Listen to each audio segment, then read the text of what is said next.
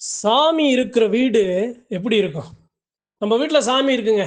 இல்லன்னா ஒரு வீட்ல சாமி இருக்கு. அந்த வீடு எப்படி இருக்கும் அப்படிங்கிறத இன்னைக்கு நான் அறிஞ்சத அன்பர்கள்ட்ட பகிர்ந்து கொள்ள ஆசைப்படுறேன். அந்த வீடு எப்படி இருக்கும் தெரியுமா? பிரச்சனைகளுக்கு தீர்வு கொடுக்கிற இடமா இருக்கும். நோய்களுக்கு மருந்து கொடுக்கிற இடமா இருக்கும். சண்டை இல்லாம, சச்சரவு இல்லாம, கூச்சம் இல்லாம, குழப்பம் இல்லாம, அன்பு, பக்தி, பாசம் நிறக்க நிறைஞ்ச இடமா இருக்கும். சரிங்க. இது மாதிரி நிறைய இருக்கு. அப்படி ஒரு வீட்ல ஒரு சாமி இருக்கு அப்படின்னா, அந்த வீடு எப்படி இருக்கும் அப்படிங்கிறத இன்னைக்கு நான் அறிஞ்சத பகிர்ந்து கொள்ள ஆசைப்படுறேன். சரி. முதல் விஷயம் என்ன அப்படின்னா, அந்த சாமி இருக்கிற அந்த வீடு இருக்கு பார்த்தீங்களா? அந்த வீட்ல இருக்கிற அன்பாக எப்படி சொல்றதுன்னா, ரொம்ப ஒற்றுமையாக எல்லா மக்கள்கிட்டயும் பாசமாக, தனக்கு பிடிச்சவங்க, பிடிக்காதவங்கன்னு இல்லாம எல்லாத்துட்டயுமே இயல்பாக, அன்பாக, நல்ல உதவி செய்ற மனப்பான்மையோடு, ரொம்ப அழகான குணங்கள அந்த எல்லையில இருக்கிற மக்களுக்கு அந்த சாமி குடுத்துரும். இது போன்ற எல்லைகள்ல தான் சாமி சம்மணங்கால் போட்டு உட்காரும்னு சொல்ல வரேன். சரிங்க. இது இல்லாம அந்த எல்லையில நல்ல பெருமக்கள இப்ப எனக்கு ஒரு பிரச்சனை இருக்கு. அம்மா எனக்கு என் பிள்ளைக்கு உடம்பு முடியல. எனக்கு என் வீட்டுக்காருக்கு இது மாதிரி தொழில் விருத்தி இல்ல அப்படின்னு பிள்ளைகள அழைச்சிட்டு வந்து அந்த எல்லையில எல்லாத்தையும் சரி பண்ணி கொடுக்கிற ஒரு இடமாவும் அந்த இடம் இருக்கும். நம்ம வீடு இருக்கு அப்படின்னா, நம்ம வீட்ல 4 நம்மள தேடி வருவாங்க. நம்மகிட்ட ஆச்சார விபூதி கேட்பாங்க. ஒரு அருள்வாக்கு கேட்பாங்க. இல்ல அப்படின்னா, "அம்மா நீங்க வாங்க, என் வீட்டுக்காருக்கு உடம்பு முடியல. ஒரு விபூதிய போடுங்க. ஐயா வாங்கய்யா, ஒரு விபூதிய போடுங்கய்யா. ஐயா நீங்க வாங்கய்யா, ஒரு ஒரு வந்து நீங்க மிதிச்சுட்டு போங்கய்யா" அப்படிங்கிற அழைப்பாவது அந்த வீட்ட நோக்கி வரும். சரிங்க. இது எல்லாம் எல்லாம் இருக்கிறது தான். இது இல்லாம ஒரு சில அற்புதமான விஷயங்கள் என்ன நடக்கும் அப்படின்னா, அந்த வீட்ல நடக்க போற நல்லதையும், கெட்டதையும் முன்னக்கூடி காட்டிக் குடுத்துரும். அங்க அடையாளத்தோட படம் போட்டு காட்டிக் குடுத்துரும். அந்த தெய்வம் உனக்கு இந்த திசையில இன்னாரால இது போன்ற தவறுகள் அங்க இழைக்கப்படுது அப்படிங்கிறதையும் காட்டிக் குடுக்கும். இத நீ இதபடி இப்படி நீ சரி பண்ணு அப்படிங்கிறதையும் காட்டிக் குடுக்கும். இந்த இடங்களுக்கு நீ போ, இந்த இடங்களுக்கு நீ போகாத. இந்தந்த இடங்களை இந்தந்த முகத்தை பாரு அப்படிங்கிற மாதிரி ஒவ்வொரு அந்தந்த விஷயங்களை நல்ல விஷயங்களையும் கெட்ட விஷயங்களையும் நமக்கு முன்னக்கூடியே காட்டி கொடுக்கும். எப்படி காட்டி கொடுக்கும்? கனவுகள்ல, அசரீரி வாக்குகள்ல. சரிங்க. வீட்டில் இது இல்லாம வீட்டில் உத்தரவு எது மாதிரி உத்தரவு அப்படின்னா, அந்த எல்லையை சுற்றி இருக்கிற உயிரினங்கள் மூலமாகவும் வீட்டில் இருக்கிற பள்ளி சவனம் இது போன்ற ஒரு சில வீட்டில் நம்ம பூஜை அறையில் இருக்கிற அந்த பூக்கள், அந்த விளக்கு, அந்த அந்த வாசனை இது போன்ற விஷயங்கள் எல்லாத்துலேயும் பரிபூரணமா உத்தரவு கொடுக்கும். சரிங்க. இது இல்லாம சாமி இருக்கிற வீடு எப்படி இருக்கும் அப்படின்னா, சாமியோட நடமாட்டத்தை நாம உணர முடியும். சலங்க சத்தம், கொலுசு சத்தம், சாம்பிராணி வாசம், சந்தன வாசம், சுருட்டு வாசம், அந்த எந்த தெய்வம் அந்த எல்லையில இருக்கோ அந்த தெய்வம் விரும்பிய பொருட்களோட வாசனை திரவம், அந்த வாசனை அந்த இடத்துல கண்டிப்பா காட்டி கொடுக்கும். ஓசைகள், இசைகள் எல்லாம் காட்டி கொடுக்கும். இது இல்லாம இருக்கிற சாமி இருக்கிற மக்களை பாதுகாக்கும். இப்போ எனக்கு உடம்பு முடியல அப்படின்னா என் தாய் மடியில் நான் போய் படுக்கிறேன் பார்த்தீங்களா? அம்மா எனக்கு உடம்பு முடியல அப்படின்னு நான் போய் என் தாய் மடியில் படுக்கிற மாதிரி அங்கே இருக்கிற சாமி அங்கே இருக்கிற மக்களை தான் மடியில் படுக்க வச்சு அவர்களுக்கு அந்த உடலை நல்லபடியாக ஆக்கி கொடுக்கும், உடம்புக்கு ஆரோக்கியத்தை கொடுக்கும்.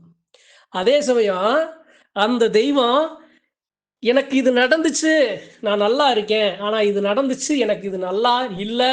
இது எனக்கு ஆகாது, இது எனக்கு சேராது, இத செய்யாத அப்படின்னு உரிமையோடையும், கோபத்தோடையும் நமக்கு சொல்லிக் கொடுக்கும், காட்டிக் கொடுக்கும். சரிங்க. இது இல்லாம அந்த வீட்ல இருக்கிற அல்லது அந்த வீட்டுக்கு வாழப்போற அந்த வீட்டுக்கு வர்ற அடுத்த தலைமுறை பிள்ளைகளையும் காலத்துக்கும் அடுத்த சந்ததிகளையும் இந்த தெய்வத்தை கொண்டு செலுத்தணும் அப்படிங்கிற மாதிரியான குணம் கொண்ட மக்களை அந்த இடத்துல சந்ததிகளா உருவாக்கும், வாரிசுகளை உருவாக்கும். இப்ப இருக்கிற சந்ததி என்னை நல்லா பாதுகாத்து வருது, இதே மாதிரி அடுத்த சந்ததியும் என் பிள்ளைய என் பிள்ளை பிள்ளை பிள்ளை வழி இந்த வீட்டில் இருக்கிற பிள்ளைய என்னைய கொண்டு செலுத்தணும் அப்படின்னு அதற்கேற்றாற்போல் குணம் பொருந்திய அந்த பிள்ளைகளை, பெண் பிள்ளைகளையும் அதே சமயம் அந்த ஆண் வாரிசுகளையும் அந்த எல்லையில கொடுக்கும். ஏன் அப்படின்னா அந்த சாமி முடிவு எடுத்துருச்சு, இது நான் இருக்கிற வீடு. சாமிக்கு ஆயுட்காலம் இருக்கா? இல்லை. குலதெய்வத்துக்கு ஆயுட்காலம் இருக்கா? கிடையாது. சந்ததி தலைமுறை மாறுமே தவிர சாமி ஒண்ணுதான். அப்ப அந்த சாமி தனக்கு அடுத்து நம்மை பாதுகாக்கிற, நம்மை காத்து வர்ற, நம்மளை கொண்டு செலுத்துற அழகான சந்ததிகளை, அங்க வாரிசுகளை, விருத்திய அந்த வீட்டுக்கு உருவாக்கி கொடுக்கும். தொட்ட காரியத்தை துளங்க வைக்கும். அதிகமாக விவசாயங்கள்ல, அதிகமாக கை வைத்தியங்கள்ல நிறைய விஷயங்களை சொல்லி கொடுக்கும்.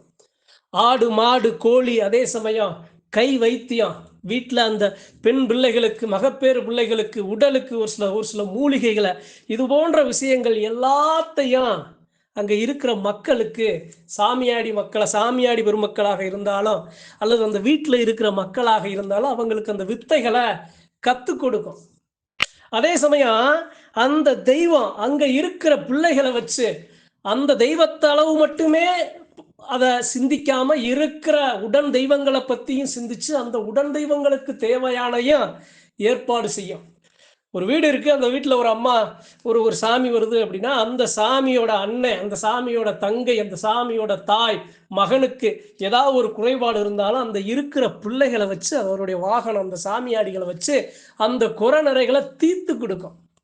அப்ப நம்ம வீட்டில் நம்ம சாமி இருந்துச்சு அப்படின்னா, நாம நெருப்புல மடியில நெருப்ப கட்டின மாதிரி நாம இருந்தாலும், நாம நல்லா எந்த அளவு அந்த தெய்வத்தை நாம வணங்குறோமோ, எந்த அளவு அந்த தெய்வத்துக்கு நாம உண்மையா இருக்கோமோ, எந்த அளவு அந்த தெய்வத்தை பக்தியா, எந்த அளவு அந்த தெய்வத்தை பாதுகாப்பா நாம கொண்டு செலுத்துறோமோ அதை பொறுத்து தான் அந்த சாமி நம்ம வீட்டுல காலத்துக்கு இருக்கிறதா வேணாமா அப்படிங்கிறத தெய்வம் முடிவெடுக்கும். நம்மளுடைய முகம், நம்மளுடைய பண்பு, நாம பராமரிக்கிற விதம், நாம வணங்குற விதம், இது எல்லாத்தையும் நாம சரியா இருந்தா தான் நம்ம வீட்டுல இருக்கிற சாமி கூட நமக்கு நான் இருக்கேன், நீ கலங்காதன்னு நமக்கு காட்டி கொடுக்கும். இல்லை அப்படின்னா எந்த ஒரு அறிகுறியுமே காட்டாது. அப்ப என்னப்பா வீட்டுல சாமி இருந்துச்சு, இப்ப சாமி இருக்கிறத உணரவே முடியல அப்படின்னா நாம ஏதாவது ஒரு தவறு செஞ்சிருந்தோம் அப்படின்னா அந்த தவறோட விளைவா அந்த சாமி அமைதியா மௌனமா காத்து நின்றோம். ஒரு சில நேரங்கள் பிரச்சனைகள் வரும், குடும்பத்திலோட ஒரு சில நேரங்கள் பிரச்சனைகள் வரும். அந்த பிரச்சனைகள், ஆனா அந்த பிரச்சனைகள் நம்ம கழுத்தை நெரிக்கிறதுக்கு முன்னாடி அந்த சாமி அதுல இருந்து நம்மளை காத்து கொடுத்துரும். வலியை கொடுக்கும், வேதனையை கொடுக்கும், கஷ்டத்தை கொடுக்கும், மன கஷ்டத்தை கொடுக்கும், விரக்தியை கொடுக்கும், எல்லாத்தையும் கொடுக்கும். தீய வினைகள் வரும்போது அதை சாடி அந்த தாங்கி நிற்கிற அந்த எதிர்ப்பு, அந்த பிரச்சனைகள்லாம் எல்லாத்தையும் கொடுக்கும். கொடுத்தாலும் கடைசியில் அந்த சாமியே அதுல நின்று நம்மளை காத்து நின்றோம். கடைசி இடத்துல நம்மளை அதுல இருந்து மீட் எடுத்து கொண்டு வந்துடும். இது எல்லாமே நடக்குங்க. நம்ம வீட்டுல சாமி இருக்கா, நாம ஒரு பெண் தெய்வத்தை வணங்குறோமா, ஒரு ஆண் தெய்வத்தை வணங்குறோமா, அல்ல தெய்வத்துக்கு ஆயுதம் வச்சு வணங்குறோமா, ஆபரணம் வச்சு வணங்குறோமா, இல்லைங்க வீட்டுல சாமி இருக்கா, அப்ப இந்த சாமி வேற எங்கேயும் இருக்காதா அப்படிங்கிற மாதிரி எல்லாம் ஒரு சில மக்கள்லாம் நினைக்க கூடாது. அதெல்லாம் ஒரு ஒரு அறிவு இல்லாம நாம் அதை சிந்திக்கிறதுக்கு சமமாயிரும். ஒரு எல்லையில சாமி இருக்கு அப்படின்னா அந்த சாமி அதே மாதிரி எங்கெல்லாம் விருப்பப்படுதோ, அதே குணம் கொண்ட மக்கள் எங்கெல்லாம் இருக்காங்களோ அவங்க எல்லா வீட்டுக்கு போகும், எல்லா வீட்லயும் இருக்கும். இந்த ஒரே வீட்டில் மட்டும் அங்கே இருந்துடாது, அங்கே இருக்கிறவங்க மட்டும் காத்து கொடுத்துறாரு. ஏன் அப்படின்னா தெய்வங்கிறது எல்லாத்துக்கும் பொதுவானது. ஒரே ஒரு குடும்பத்துக்கு மட்டும்தான் அந்த சாமினா அது சாமியா அந்த இடத்துல மதிக்கப்படாது. அதனுடைய முகம் அவ்வளோ அழகா வெளியே தெரியாது. அதனால அது பிடிச்ச இடத்துக்கு, பிடிச்ச எல்லைக்கு வாசம் பண்ணுமே தவிர தெய்வங்கிறது எல்லாத்துக்கும் பொதுவானதுதான். இல்லைங்க அவங்க சாமி வந்துச்சு, அவங்க சாமியை கடத்திட்டு போயிட்டாங்க, சாமி அவங்ககிட்ட தான் பேசுது, வேற யார்கிட்டையும் பேசலை அப்படின்லாம் ஒரு சில பேர் சொல்லுவாங்க.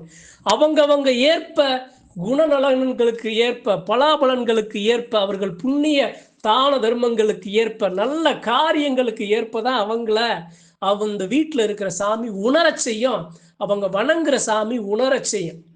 அதனால நாம வீட்டில் நம்ம சாமி இருந்துச்சு அப்படின்னா எப்படி சொல்றது அப்படின்னா, நான் இருக்கேன், எனக்கு நல்ல வழியில காட்ட என் தாய், என் சாமி இருக்கு, நான் எதுக்கும் கவலைப்பட வேண்டிய அவசியமே இல்லை. ஏன் அப்படின்னா என்னை சரியான பாதையில தான் நடத்தி கொண்டு போகும். நான் போய் செஞ்சாலும், நான் வீம்புக்குனே போய் தவறு செஞ்சாலும் என்னை சட்டடியா படுக்க போட்டு இதை செய்யாதன்ற. ஏன்? நம்ம மேல கொண்ட அக்கறை, நம்ம மக்க மேல கொண்ட பாசம். அதான் நம்ம நம்ம வணங்குற சாமி, நம்ம வீட்டுல இருக்கிற சாமி. பிடிச்சத விரும்பி கேட்கும். ஆடம்பரத்த எதிர்பார்க்காது. ஆசைகள பேராசைகள விரும்பாது. இருக்கிற கஞ்சிய எனக்கு கொஞ்சம் ஊத்திட்டு நீ குடி அப்படிங்கிறத தான் எதிர்பார்க்குமே தவிர, நீ கட்டுற சேலையில எனக்கு ஒரு சேலையாவது என்னைய வச்சு வணங்கு. எனக்கு ஒரு சின்ன மூக்குத்தி, ஒரு சின்ன ஒரு கொலுசு, ஒரு சின்ன ஒரு ஒரு ஒரு ஒரு தோடு, எனக்கு ஒரு சின்ன ஒரு பட்டு, எனக்கு ஒரு சின்ன ஒரு படையல், எனக்கு ஒரு சின்ன ஒரு துண்டு, எனக்கு ஒரு சின்ன இது போன்ற ஒரு சின்ன சின்ன விஷயங்கள மட்டுமே மக்களால என்ன முடியுமோ அத மட்டுமே விரும்பி கேட்டு அதை ஏத்துக்குமே தவிர, பெரிய பெரிய நான் உன்கிட்ட இருக்கேன், எனக்கு பொண்ண குடு, பொருள குடு, எனக்கு இந்தந்த விஷயங்கள குடு, எனக்கு இதெல்லாம் விரும்பி நான் இந்த அசைவத்த விரும்புவேன், எனக்கு அசைவத்த குடு அப்படிலாம் தெய்வம் கேட்கவே கேட்காது. தெய்வ சக்திக்கும் அதே சமயம் தீய சக்திக்கு நிறைய வித்தியாசம் இருக்குங்க. தெய்வ சக்தி நம்மள கஷ்டப்படுத்தாது. அது கஷ்டப்பட்டு நம்மளத்தான் பாதுகாக்குமே தவிர, நம்மள அழகா தாயோட கருவறை மாரி நம்ம வீட்டுல நம்ம சாமி இருந்துச்சு அப்படின்னா நாம இருப்போம். ஒரு தாய் கருவறைக்குள்ள நம்ம எவ்வளவு பாதுகாப்பா இருப்போம். அதே மாதிரி நம்ம சாமி நம்ம வீட்டுல இருந்துச்சுன்னா நாம இருப்போம். நம்ம வீட்டுல இருக்க எல்லாரும் இருப்போம். அதனால சாமி வீட்டுல இருந்தா தான் நம்மளெல்லாம் நல்லது நடக்கணுமான்லாம் இல்ல. தெய்வத்தோட அருட்பார்வை கிடைச்சாலே போதுமானதான். எல்லா வீட்லயும் போயிட்டு வரோம். நாம சரியா இருக்கோமா அப்படிங்கிறதான். ஒரே ஒரு விஷயம் தான். எந்த ஒரு காலகட்டத்திலையும் அடுத்தவங்கள புண்படுத்தி நாம மகிழ்ச்சி அடைகிற அந்த செயல் செய்யவே கூடாது. அது பாவம், கர்மா. அது இருக்கிற வரைக்கும் சாமி நம்மளை நெருங்காது. அதே சமயம் சத்தியமான, நீதியான, நேர்மையான, உண்மையான வழியில தான் நடக்கணும். எவ்வளவு கஷ்டம், தன்னுடைய உயிரே பறிவோர நிலைமை வந்தா கூட அந்த சத்தியமான வழியை மட்டும் மாற்றக்கூடாது. தீய வழியில, குறுக்கு வழியில சிந்திக்க கூடாது, செயல் செய்யக்கூடாது. அப்படி செஞ்சா சாமியை நாம உணர முடியாது. இதுதாங்க நம்ம சாமி. நம்ம வீட்டுல இருக்கிற சாமிய நமக்கு அழகா நம்ம கூடயே இருக்கிற மாதிரி நமக்கு காட்டி கொடுக்கும். இப்படியெல்லாம் நம்ம இருக்கணும். இது போன்ற அறிகுறிகள், இது போன்ற நல்லது கெட்டது இதெல்லாம் இருக்கும் அப்படிங்கிறத அன்பர்கள்ட்ட பகிர்ந்து கொள்ளதான் இன்னைக்கு இந்த பதிவு. நன்றி, வணக்கம். மற்றும் ஒரு பதிவில் சந்திப்போம்.